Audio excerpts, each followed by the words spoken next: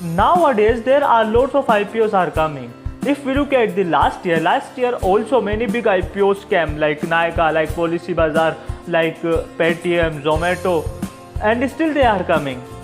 Recently, if we talk about Pradeep Phosphate, Campus Activewear, they are very big IPOs. इन्होंने अच्छा listing gain दिया और लोगों ने भर भर के लास्ट के 2 सालों में बहुत पैसा कमाया है. आप लोग क्यों नहीं कमा पा रहे हैं? Main reason is we don't know about what is an IPO. IPO process क्या है, हमको क्या फ़ायदा होगा, कंपनी को क्या फ़ायदा हो रहा है, तो सारी चीज़ें इस वीडियो में डिस्कस करने वाले हैं. So watch this video till the end make sure you have press subscribe button and hit the bell icon for regular updates. Hello everyone, this is Faizanul Hasan and you are watching RB Knowledge Portal. इस वीडियो में 4 की points होने वाले हैं. Number 1, what is an IPO, why company issues an IPO.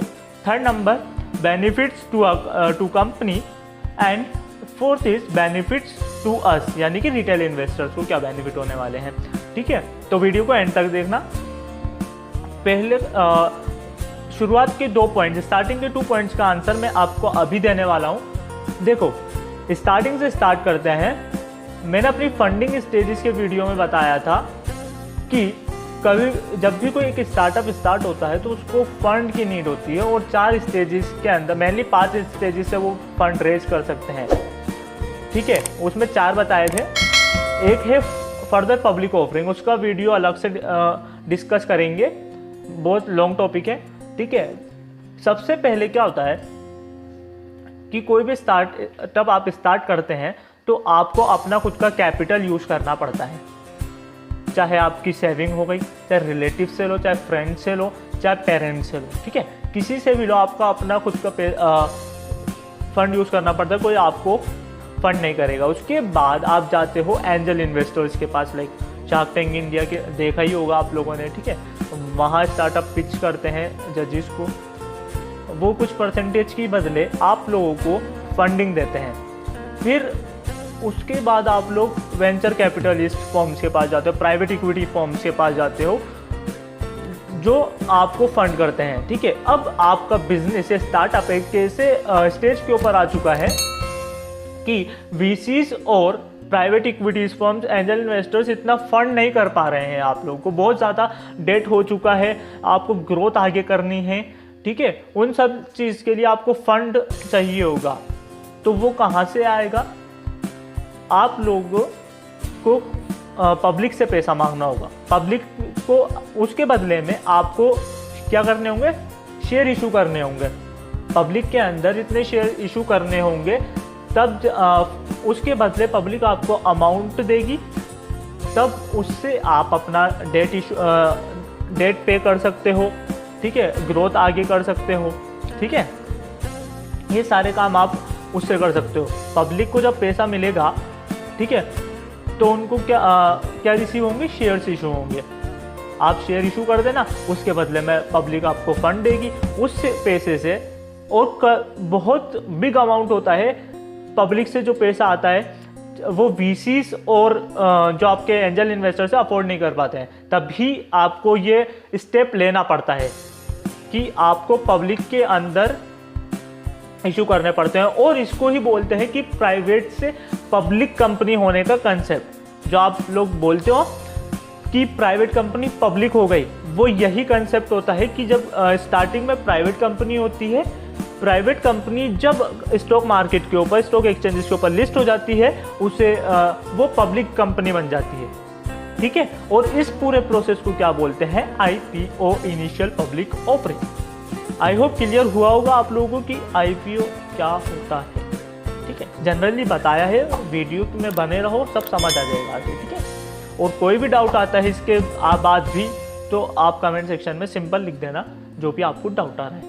अब point आता है कि कंपनी को क्या बेनिफिट है. कंपनी को क्या बेनिफिट है कि क्यों वो IPO इशू करना चाह रही है. IPO के बाद उसको क्या बेनिफिट होता है? सिंपल, पहला पॉइंट आता है टू रीपे डेट. अगर आपने बहुत सारे लोगों से कर्जा ले रखा है तो जाहिर सी बात है आपको उसको पे करना पड़ेगा टाइम पे. तो उसके लिए आपको बिग अमाउंट की ज़रूरत है। इसीलिए जब IPO का अमाउंट आपके पास आ जाता है तो उससे आप अपना डेट पे कर सकते हैं। Next point, expand, growth and expansion. Growth आगे करने के लिए आपको नए प्रोडक्ट्स बनाने हैं, ठीक है, बिजनेस को और ग्रो करवाना है, तो आपको अमाउंट की ज़रूरत पड़ेगी। थर्ड पॉइंट आता है, मोस्ट इम्पॉर्टेंट है, टू डाइवर्सिफाई रिस्क। ठीक है, देखो जब भी आप किसी भी कंपनी का शेयर परचेस करते हो तो हो ना हो आप उस कंपनी के पार्ट बन जाते हो, उसके ओनर बन जाते हो।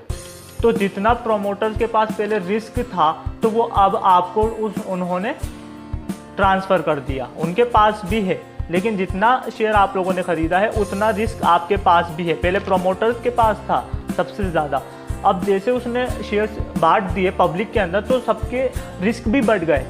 ठीक है, आपको मानना पड़ेगा कि जैसे ही आप किसी कंपनी में हिस्सेदारी लेते हो तो उसकी रिस्क भी बियर करना पड़ता है। ठीक है, फोर्थ है इम्प्रूव विजिबिलिटी। अब जब कंपनी पब्लिक हो जाती है तो वो पब्लिक की नज़र में आ जाती है। जैसे जब भी पब्लिक होने के बाद स्टॉक एक्सचेंजेस पर लिस्ट हो गई तो पब्लिक की नज़र में है, लोग उसको देख रहे हैं कि ये कंपनी क्या है, क्या काम करती है, ठीक है, क्या काम करती है, क्या प्रोडक्ट बनाती है, हमारे लिए क्या यूज़फुल है, हमारे लिए क्या काम कर रही है। तब उसकी शेयर प्राइस बढ़ने के चांसेस हैं और ग्रोथ करने के चांसेस हैं। फिफ्थ पॉइंट आता है रिवॉर्ड एम्प्लॉय। देखो कंपनी शेयर पब्लिक में इशू करने के साथ साथ अपने एम्प्लॉयज़ को भी डिस्काउंट के ऊपर शेयर इशू कर देती है, जिसे हम ESOP बोलते हैं, एम्प्लॉय स्टॉक ऑप्शन प्लान। ठीक है, अपने एम्प्लॉयज़ को भी डिस्काउंट पे इशू करती है और एम्प्लॉयज़ चाहें तो उसको ओपन मार्केट के ऊपर सेल कर सकते हैं।